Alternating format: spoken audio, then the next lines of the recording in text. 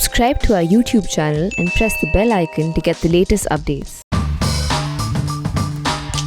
3 young people, 2 women and 1 male. That is Natasha Narwal, Devangna Kalita and Asif Iqbal Tanha. They've been featuring in our headlines for the past couple of days. What's happened is they were arrested after the anti-CAA protests last year, and they've been in jail for around a year already on charges that they were indulging in terrorist activity. They were not yet charged with terrorism, but the charges were laid under UAPA, that is Unlawful Activities Prevention Act. Now what happens is that the police very often uses UAPA to deny people bail, because under the provisions of UAPA, which is a very tough law, as laws to fight terrorism should be, can also be misused. So the police uses UAPA to make sure that even if somebody gets bail in normal IPC cases, then at least under UAPA they can keep the person in jail. That is a strong motive always with police forces. Now these people continue to be in jail under UAPA. Their courts earlier, trial courts or trial court level courts earlier had denied them bail because they were charged under UAPA, and that makes it very tough to get bail. The High Court bench, on the other hand, the High Court bench of judges, Justice Siddharth Mridul and Anup Bhambani, they have ruled against this. They have said that UAPA does not apply in this case. They cannot be denied bail, and so they have given them bail. So they've given them bail in an order which has been celebrated a great deal because it is a very significant order. I will give you some highlights of the order and also some really complicated issues there, because sometimes when courts give an order, particularly the Supreme Court gives an order, it sets a precedent for all others to follow. Some follow it literally and it goes on like this, but then some maybe make a finer analysis of it. That is what has happened in this case. I will come to that also. So what have the judges said? Judges have said, first of all, that the definition of terrorism under section 15 of UAPA is somewhat wide and vague. Now, when it's wide and vague, it can be used in a sweeping way or it can be used casually. It can be used casually, it can be applied casually to offences for which IPC has provisions: writing, throwing stones, setting something on fire. Even if, God forbid, somebody does any of that, then IPC, Indian Penal Code, is a tough law, has provisions there. So why do you need UAPA unless it's terrorism? So here is what the courts say. First of all, they say that this provision is somewhat wide and even vague, so it is prone to misuse. You can use IPC sections, why UAPA, why terrorism. Second, it says that this is very vague. These definitions under UAPA are very vague. For the court and the police to apply UAPA, an act should be construed very narrowly and must be applied in a just and fair way. Very narrowly means very narrowly to mean that this is terrorism. So what is it that the judges are saying? Judges are saying that the law should not be used in such a way that courts, we unjustly rope in within its ambit, the law's ambit, persons who the legislature never intended to punish, which means UAPA is meant for only very specific people who might have committed only specific offences related to terrorism, not for anything else. Next point, they say, we have to look into the intent behind UAPA, because intent behind UAPA is that a terror act must be an act or a matter of profound impact on defense of India, nothing more or nothing less, which means defense of India, impact on defense of India, which means they've raised the bar for definition of a terrorist attack, of a terrorist crime, very high, and that is why this judgment is a path-breaking one. Then they say defense of India, and they use one more logic to say why defense of India is so crucial here. They say defense of India is on the union subject. Law and order is with the states. Defense of India is with the central government. So because central government is responsible for the defense of India. They have enacted UAPA, which central government administers. So that's why any usual ordinary crimes, they should be dealt with by state governments through the usual law and order machinery using IPC. Next point, the judges say that the right to protest is fundamental, and then they say, quote, to say that the protest affected the community at large is too much for it to qualify as terror. That just because you say that some protest affected the community at large, that means traffic was stopped, shops were shut, roads were blockaded, that doesn't mean that it qualifies as an act of terror. So once again, the definition of an act of terror has been raised to a higher bar. Then they say that while all violent acts can be dealt with under the IPC, section 15 of UAPA, which defines terrorism, has a very specific definition which should be interpreted narrowly. Section 17 of UAPA then also talks about raising funds for a terrorist act. So raising funds, just raising funds for any protest is not raising funds for a terrorist attack. First of all, you must get the definition of a terrorist attack under section 15 right. And sector 18 of UAPA then says either committing an act preparatory to a terrorist act or a conspiracy for a terrorist act. Again, all this follows if you get your definition of a terror act under section 15 fine, because if you don't get that definition right, then nothing else works. Next, the judges say that the line between constitutionally guaranteed freedoms and terrorist activities is being blurred, and that's not a good idea. That should not be done. So I'm quoting from the judgment. The judges say that, look, making of inflammatory speeches, organizing chakka jams is not uncommon when there is widespread opposition to government and parliamentary action or policies. Then they say, for argument's sake, judges are saying it, not I. For argument's sake, you can say that these people, these protesters cross the line of peaceful protests. Under our constitution, but they say this is not a terror attack, or this is not either a conspiracy to carry out a terror attack or a preparatory act to a terror attack. So don't conflate this with terror. It's a crime. Deal with it as a crime. Next point, then they say, for prosecution to come and seek incarceration of a citizen under UAPA on a charge of terrorism or intention to carry out terror attacks or conspiring to carry out terror acts, they cannot do it without specific, particularized, factual allegations. Otherwise, the requirements of sections 15, 17 and 18 of UAPA are not satisfied, because if they don't do it, then this will lead to, again the judge's words, frivolous and wanton use of such penal laws and in fact trivialize them. Which means if for any other normal crime you start using UAPA, then you will trivialize a very special law which was enacted with a very special purpose. Now, why do police forces like to use UAPA to arrest people? Because they know that under UAPA bail is nearly impossible, because UAPA has a very tough subsection called 43D brackets 5. You know, some of the legal sections are written like algebra. So 43D 5. That makes bail very difficult.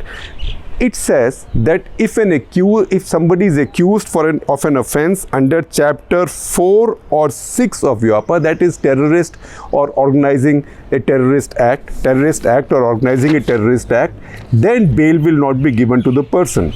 Now, judge in this case only has to rely on the case diary and the police report. The judge does not have to go into the merits, just case diary, police report, and if the judge thinks that the charges are prima facie true, then the judge will deny bail. That's the reason most people who are detained under UAPA do not get bail. Now, in this judgment, while giving these 3 young people bail, the judges have said, look, there was a problem with POTA and TADA earlier. POTA was Prevention of Terrorism Act, TADA was Terrorism and Disruptive Activities Act, which was earlier. That in those cases, under those laws, judge, please listen to this carefully because this is where clutter lies and also subtlety lies. In those laws, under Pota and Tada, judge had to assess that the accused person was not guilty before giving the person bail. So the burden to prove that the person looked not guilty, that is pre-trial stage, for bail, that onus lay with the defense. So defense lawyer had to convince the judge that, look, police is throwing all this stuff at my client or this person, this citizen, but doesn't look like this person, he or she looks obviously guilty. So that made it tougher to get bail. But 43D5 under UAPA says the judge has to make up his mind or her mind if allegations are prima facie true, in which case the burden now shifts to the prosecution. That is how these judges, Delhi High Court judges, have addressed this issue. They are saying that under this law, unlike Pota and Tada, the onus is not on defense to prove that, look, I look innocent, so how can it detain them? The onus is on prosecution to prove that, look, these guys look guilty. Now, if the prosecution is not even able to prove the fact that this looks like a terrorist act under section 15, then how can anything else apply? So, in that case, the call would be that the accused are prima facie innocent. So, since this burden is on prosecution, and if the prosecution is not able to prove that, then the accused must get bail. So, I have this analysis now with the help of Apurva Mandhani, my young colleague who covers law for us, and you should also see the stories by Bhadra Sinha, our senior person covering the laws. She covered this case on the print.in. I will share those. But Apurva Mandhani explains to me that the judges now has set up a two-step process when it comes to deciding on bail in similar cases. So in the first step, number 1 or A, the judges have to figure out whether the allegation or alleged act fits into the definition of essential character of terrorism. That is section 15 of UAPA. Because if it doesn't fit in, then the equation changes. And if they aren't prima facie convinced that this is not a terror act, the allegation is not a terror act, then 43D5 does not apply. So this is how this conclusion has been arrived at. Now, there are a couple of other things there which have happened, because liberty is the most important thing in a constitutional democratic state. Article 21, right to a speedy trial, right to life, right to liberty, these are fundamental rights. So individual liberty is the bedrock of our constitution. So the judges also drew from a bail order from the Supreme Court in the K.A. Najib case. So what is the K.A. Najib case? K.A. Najib has been in jail for more than 5 years under UAPA. What happened was, you might remember the story, in 2010 a group of activists allegedly from PFI, Popular Front of India, chopped off the hand, the palm of a professor who they charged with having asked an inappropriate question in a BCom examination in Kerala. The professor's name was T.J. Joseph and the college was Newman College, Thodupuzha. After that, a bunch of PFI activists were arrested. So, K.A. Najib was one of them. Now the difference between him and the rest was that the rest was arrested quickly after the event, and by April 2015 they had been tried and convicted. Najib on the other hand only got arrested in April 2015, and his trial was going on slowly, and he had already been jailed for 5 years. So what the court said in this case was that, look, we understand that he's under trial, but in this case another 206 witnesses are yet to be examined. If you wait for all of them to be examined and until then you want this guy to remain incarcerated, then his right to a speedy trial under Article 21 is fully violated. So we are letting him go on bail. Let his trial go on. There is no need to keep him in the prison while his trial is going on. So that again became a case for the court in this case. This is also a case that Bombay High Court quoted, for example, to give bail to Vara Vara Rao, who's one of the Bhima Koregaon activists who was in jail, and they said, look, under Article 21 he has the right to life. His trial will take a long time. We can't send him back to Taloja jail because that may endanger his life. he doesn't deserve it, he has the individual right to go home out on bail. So that's what they did in that case. So once again, Delhi High Court used this example also, the Najib case also, to say that in case of Asif Iqbal Tanha specifically, there are 740 witnesses that the prosecution has listed. It may take years and years and years for those 740 witnesses to be heard in a court of law, and particularly now when legal processes are slow and the pandemic is on, so it will be completely unfair to keep him under detention. That's how they let him go also. Now, in the middle of all this, another complication pops up, because you might ask me that if one high court has let these people go, how come Mumbai High Court, other courts or the Supreme Court is not letting the Bhima Koregaon activists go? Because they've been under detention on UAPA for a very long time. So what is sauce for goose should also be sauce for gander. It is the old legal constitutional principle. So here is the complication. There is another case called the Zahoor Ahmad Shah Batali case, or Zahoor Batali case as it's called in brief. Zahoor Batali was somebody who was arrested. He's been arrested several times in Kashmir, arrested on charges of being a terror financier, on charges of being the link between the ISI and terror/militant groups in Kashmir. He's been under detention. Delhi High Court had given him bail in 2018, saying that there was a lot of material against him that they saw, but they didn't think that a lot of that material will be useful in trial, because a lot of material is something which does not pass the test, legal test, to be used in a trial. So Delhi High Court had given him bail. April 2019, however, Supreme Court turned around, quashed that bail order, and they said the High Court had taken an inappropriate decision. Their word, not mine. They said it is not for the court at this stage to weigh evidence or the quality of evidence against a detainee. The court only has to say, is there a prima facie case, which means read the police diary, read the police report and say looks like a prima facie case, so this person continues to be in jail. It is not for courts to see whether this evidence will be admissible going ahead. It's not for the courts to see the merits or demerits of the evidence. So what the Delhi High Court has done is, and that's how Apurva explains it to me also, Delhi High Court has flipped this argument.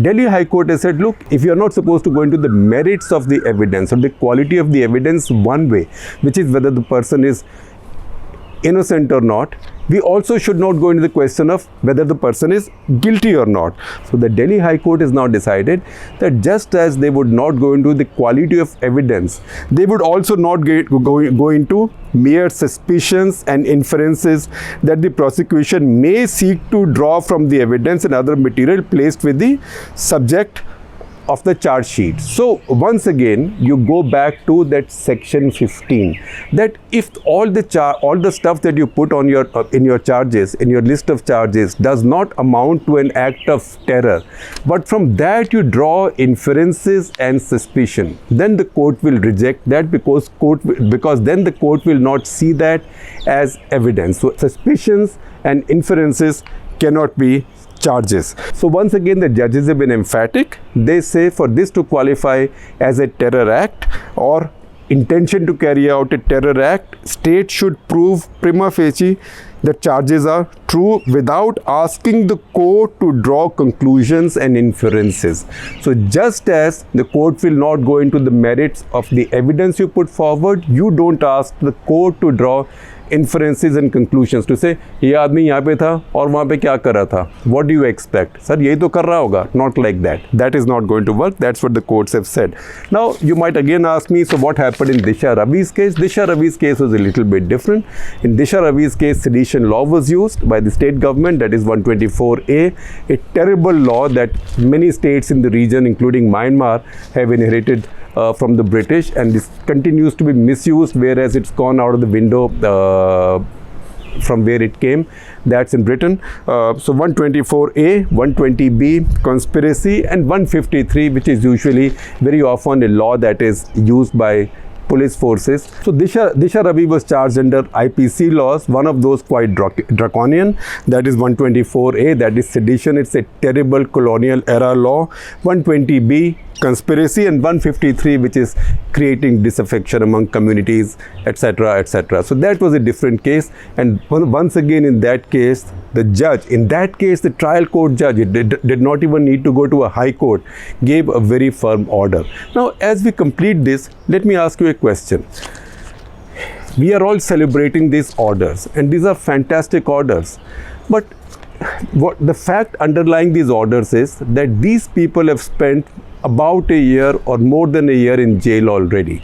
Now if individual liberty is the bedrock of the Constitution, and if the law is as the High Court has now stated it to be, why should it be that ordinary citizens should be spending so much time in jail? It is not nice to be deprived of your liberty even for a day, but to be deprived of your liberty for a whole year is simply very unjust. So this is a case of justice delayed and justice denied. Once again people say, oh, Father Stan Smith, such an old man locked up in jail.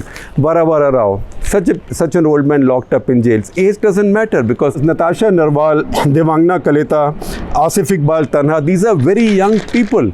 So just as old people don't deserve to be in jail unduly, undeservedly, as do young people, as do middle-aged people, as do late middle-aged people. So the message has to go down to trial courts and magistrate, because liberty denied to an individual for any period of time, even for a day, is liberty denied for too long.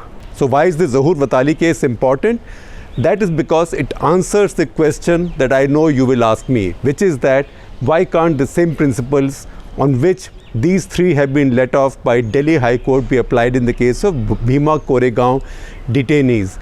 That is because the court there has leaned on the Zahoor Watali judgment, saying that we know, while the defense says that look, all the evidence that Maharashtra police has produced against these people is faltu, a lot of it is undated. Anything that they have produced has not been found, for example, from the devices of Sudha Bhardwaj and many others.